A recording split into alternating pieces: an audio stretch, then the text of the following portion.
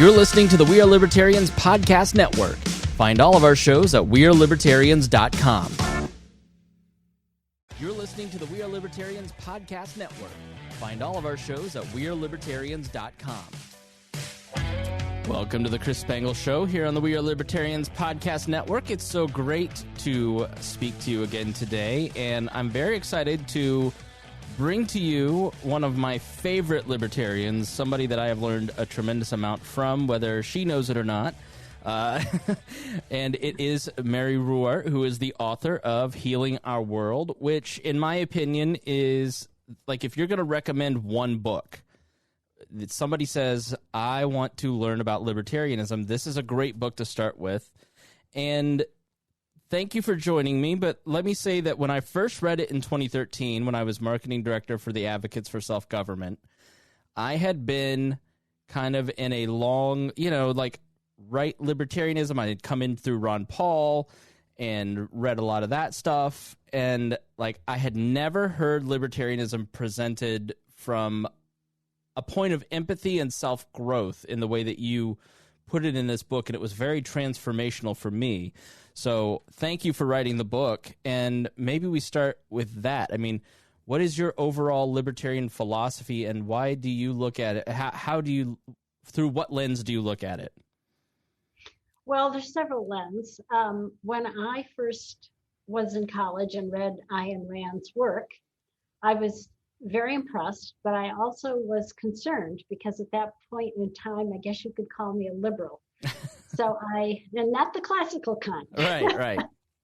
So what really transformed my idea of how libertarianism would work is that I had two issues going around this helping other people.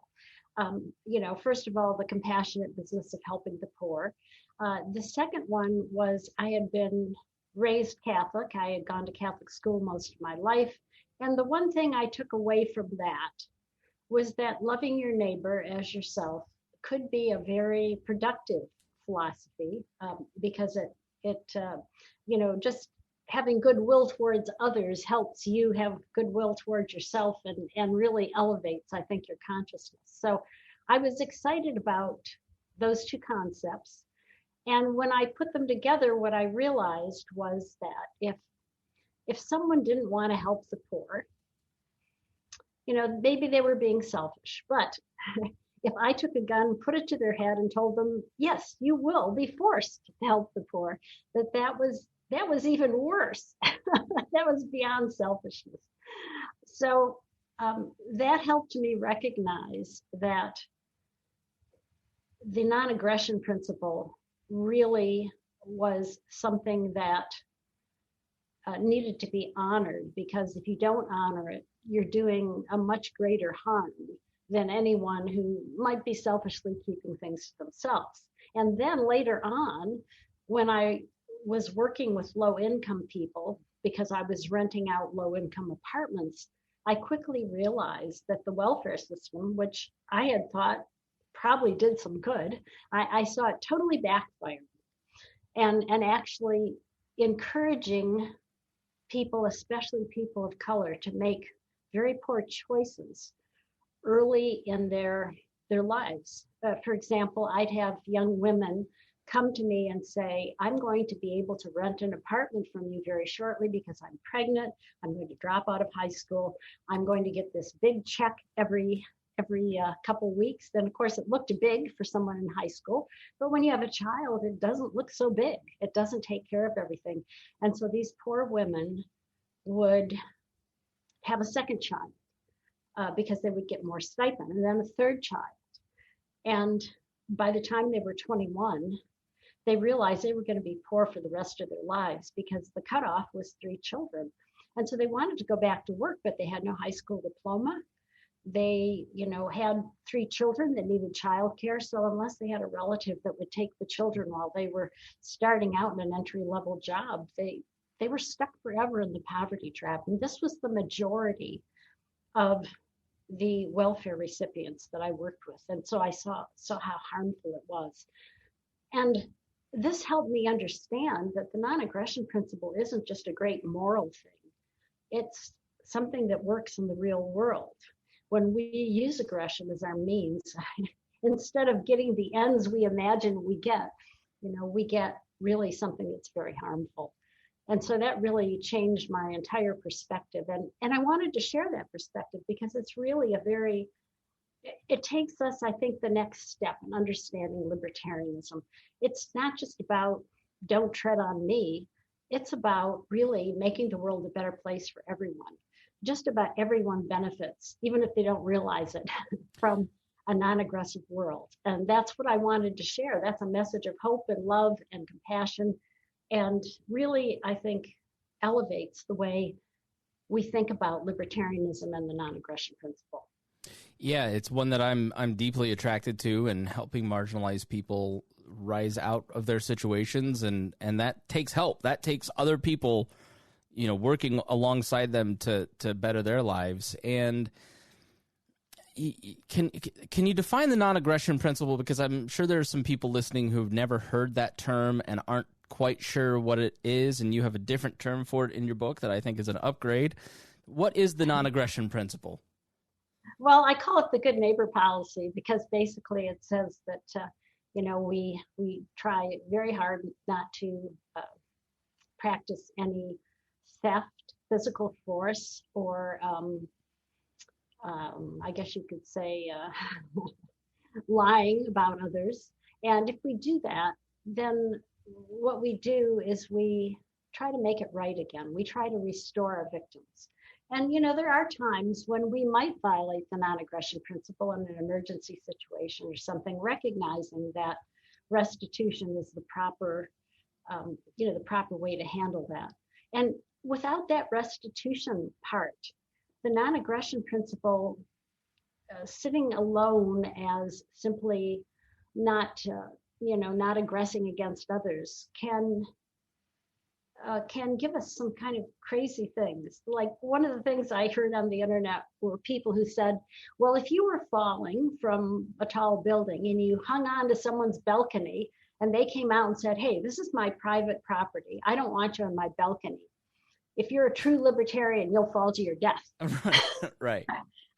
And of course, that's ridiculous. What you would do if somebody said that is you'd probably haul yourself up on the balcony and do whatever you could to save your life. But you might expect to pay restitution as a trespasser, and of course that's the kind of I guess distortion, you might say, of the non-aggression principle that can happen if you don't recognize that restitution is an important balance to the front end of the non-aggression principle, which we usually look at as not using physical force, fraud, or theft against others.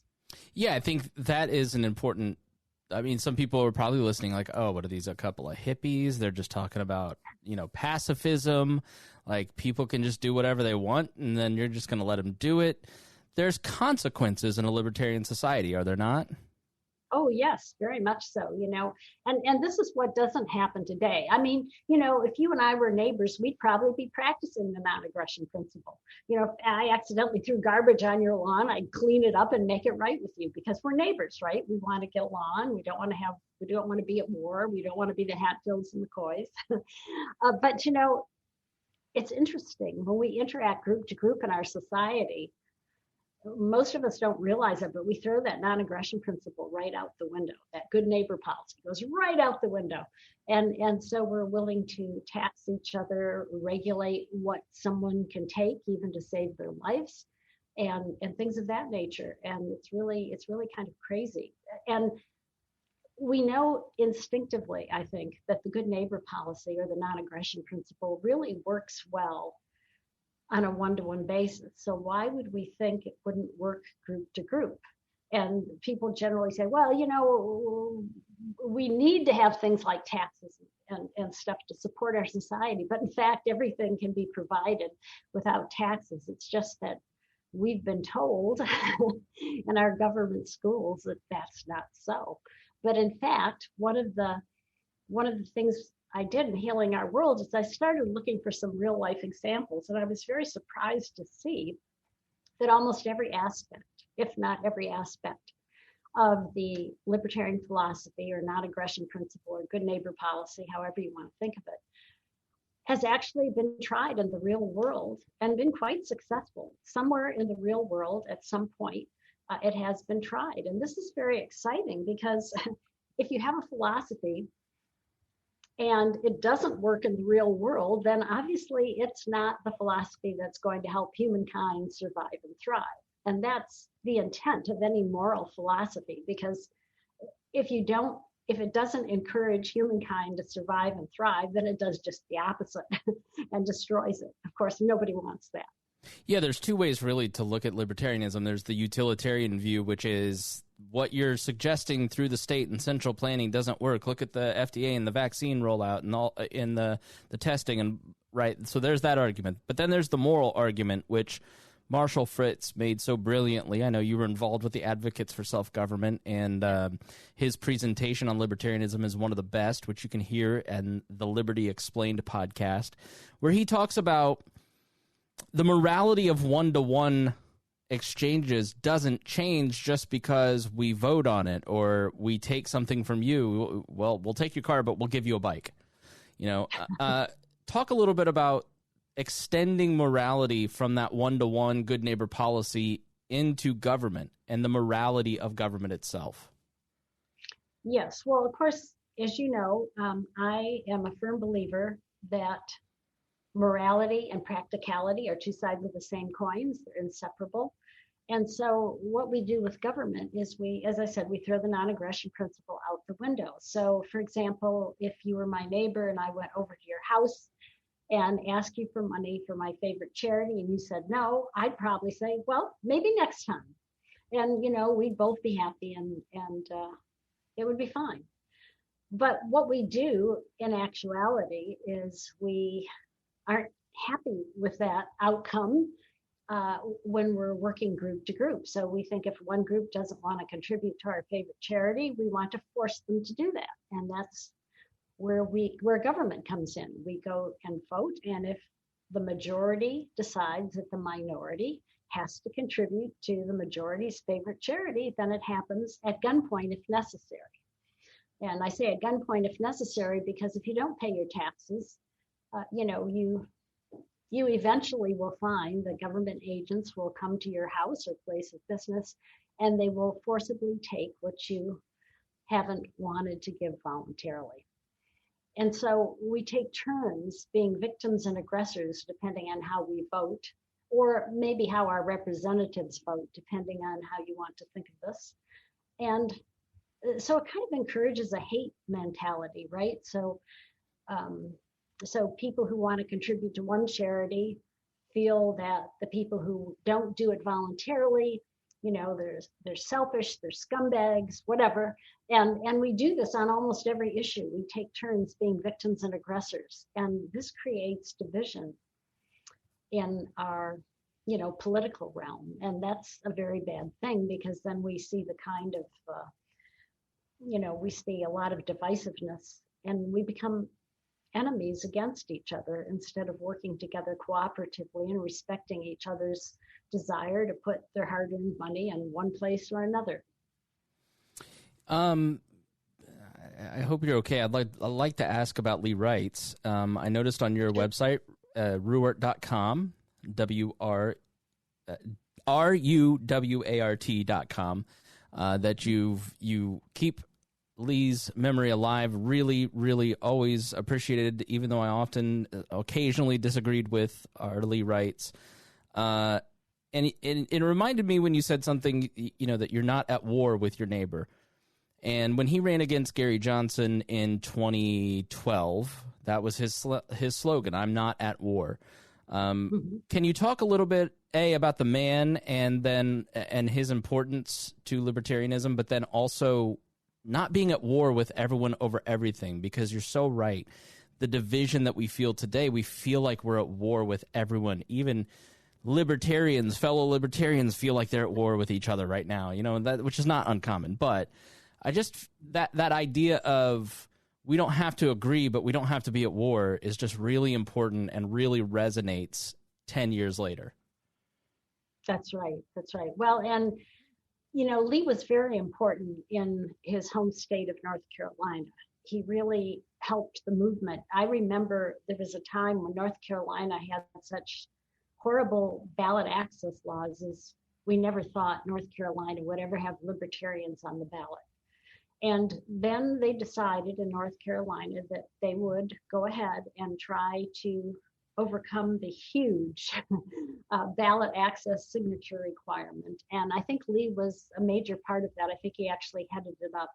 And that really put the North Carolina Libertarian Party on the ballot. And then, of course, Lee was a great writer, and much of the material that you see on my website that came from his libertyforall.net website is, written by him. And so he decided to be my campaign manager when I ran for the presidential nomination in 2008. He was great. And then after that experience, he decided to run himself. And this I am not at war theme was very important because, of course, we were at war. The US was at war with just about everybody. It wasn't being talked about. And one of the things I think that Lee can be very proud of is that, and he was proud of it, is that he got the attention of Gary Johnson and really kind of pushed him to talk about that issue. And he and Gary were on very good terms. They did not beat each other up. They were very respectful to each other. And after the debate, actually, Gary said, well, my brother just called me and he said, you won the debate. So I admired Gary very much for being able to, being able to be the kind of person that would admit something like that. And of course, I admired Lee because he actually was really great on the debate stage and everywhere. In fact, he really activated a lot of people overseas, even just as, of course, Ron Paul did later in a, I guess I would say, of course, Ron Paul did more activation because he was, of course, more well known, but Lee did get inquiries and emails from overseas, and I thought that was wonderful. Yeah, a truly great guy. Definitely worth reading his material over at Ruwart.com. You've also written a book called Short Answers to Tough Questions, and I have many, many copies if you ever need some, because when the advocates left Indianapolis to go to California, they said, keep all that stuff. And so... Oh, really? I may pick you up on that. Yeah. So I kept a lot of it, including a lot of the tapes from the advocates, all the training tapes from the 80s and 90s. I got all that, and I post that on the Upward Libertarian Activism podcast feed. So like Marshall, and I think there's some of your training tapes, and Sharon Harris, and some of the, these great people. We just spoke to Ken Bassan, who will be in a future episode about the advocates. And that was published by the Advocates, Short Answers to Tough Questions, and it's a great many, what are some of the common objections that you hear? I mean, obviously, but the roads. You've written a book that breaks down some of those questions that new libertarians get stumped with. What are some of the questions that you tackle in there that are most commonly objected to by people who are learning about the philosophy for the first time? Well, of course, one of the biggies is, won't the poor starve in a libertarian society? Right. Because people think government isn't taking care of them. Nobody is. And of course, the true answer is the poor would have more in a libertarian society. Because as you see on the front cover of the recent edition of Healing Our World, one of the things I claim is that it enriches the poor, and it does. So that's really wonderful. The other ones we get, one of the toughies for many libertarians are environmental questions. And I find that kind of interesting because really, if you think about it, if you get rid of sovereign immunity, you privatize land and beast, and you use restitution for the pollution solution, everything falls into place environmentally. So really, we have the answers to the environment and poverty, but it's a lot of libertarians don't understand that. And part of the reason is that we've been conditioned to think of wealth, for example, as a pie. And then, of course, you only have so many slices, but the reality is the pie can grow. The wealth pie is not limited. It's basically unlimited. It's only limited when government gets involved. And of course, the knowledge base that we have at the particular time we're talking about. But the government truly interferes with wealth creation. And that's, of course, why there's a lot of poverty today. In fact, I make the statement that most poverty in the world today, if not all, is caused by government. Well, I mean, government itself, the inhumanity of bureaucracy and the administrative state and government itself has been on full display. Just finished an interview with a small business owner in California talking about how much worse off his business is in California than it would be in Indianapolis, or if there weren't lockdowns at all, right? I mean, it's causing undue suffering to him and his employees. But I don't think that anything has exposed the complete lack of need for the FDA like coronavirus. And when you look at, there's a great article that I always recommend to people in the New York Times called The Lost Month about the CDC and the FDA's failures at getting testing going. And that single-handedly led America to 400,000 deaths versus the 15,000 I think that Germany's had, because they had testing early. South Korea. You've written a book, Death by Regulation. You've been on the program. Patreon members can listen in the archives to that interview. I mean, as you've watched, as an author of a book about the inhumanity, essentially, of the FDA, as you've watched the last year, what have you been thinking about? Well, basically, you're right. The FDA told us that we could only use the CDC's test, and they held that line for about 6 weeks. We couldn't import tests. So the only tests we had were, I'd say, bootlegged tests that hospitals had ordered before the edict went out. And it turned out the CDC's test, of course, didn't work. So, both those agencies get an F, in my opinion, for what they did. But the FDA also prohibited us from importing protective gear like masks or surgical gowns unless we were getting them from a supplier that already was in business supplying us. So basically, we had a situation where our healthcare workers were reusing disposable protective gear, which was crazy. And then after that 6 weeks, the FDA let up on that. The other thing that they did is when all of the hand sanitizer went off the shelf, the whiskey distillers said, "Hey, we've got lots of alcohol. We can make plenty of this stuff right away." And the FDA said, "Well, no, not exactly.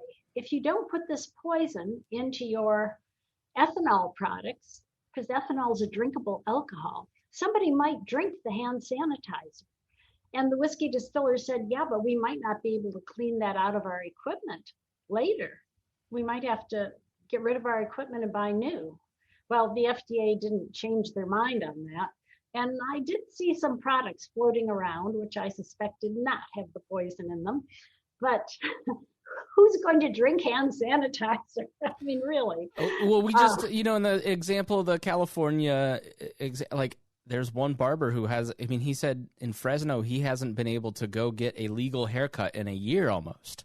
And so they've put up like these two-way mirrors so you can't see that it looks like the business is closed, but if you were to enter the business, and then you have to enter and exit the back door. So there's like bootleg haircuts going on in California, which, as a Hoosier, I was like, oh man, you guys, no wonder everybody's really mad about the lockdowns out there. Like, it's just so, like, it's like censorship. If you look back, if your goal was to get rid of like the Alex Jones type thinking, 2 years later, you certainly did a really poor job of it. Censorship, prohibition, central planning with the vaccine rollout, like, it just always fails. It never works properly. Like, the FDA is just a great example of well-intentioned government creating deadly, horrible results. Yes, and of course, they really marginalized a lot of the treatments the doctors were finding that worked, like hydroxychloroquine taken early with zinc was effective. And if that would have been publicized rather than suppressed, I think a lot fewer people would have died or had serious side effects from the COVID. This type of censorship is something we've not seen before, at least not in my career as a scientist. I just haven't seen that level of censorship before. And that's really scary because there are many, now we're finding out there are many ways to treat COVID, and, that could really save lives. And it's just really mind-boggling that censorship has entered so much into the process, not just with the FDA and the CDC saying things and then going like 180 degrees later, going to the opposite extreme. And, this is the danger, really, when we have an FDA, for example, and people listen to what the FDA says.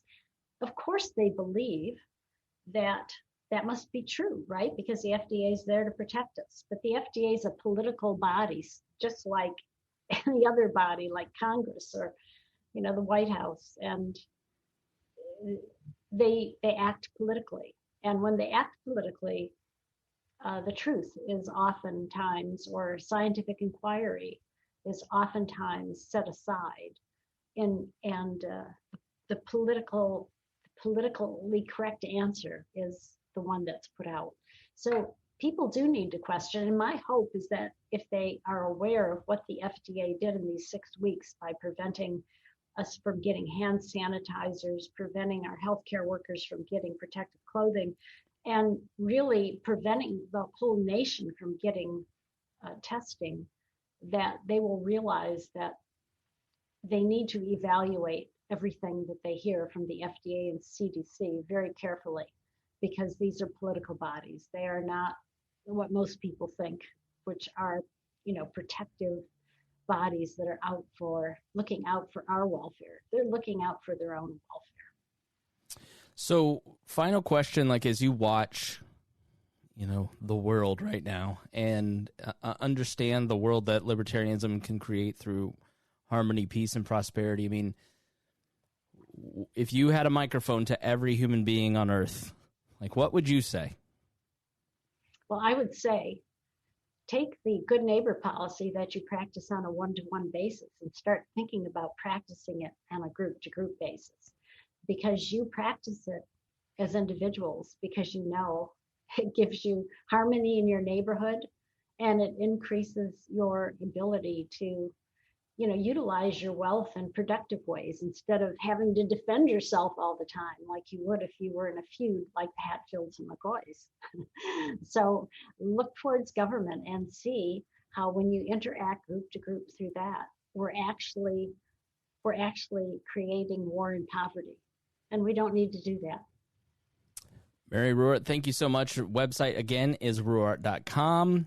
Books are Death by Regulation, Healing Our World, and Short Answers to Tough Questions. Be sure to go check out her website and support her and purchase these books. Healing Our World is a great gift for people who are kind of interested in libertarianism and want to know a little bit more. Thank you so much for joining me. You're welcome. Thanks for doing this, Chris. Thanks for listening to The Chris Spangle Show. We will see you again very soon.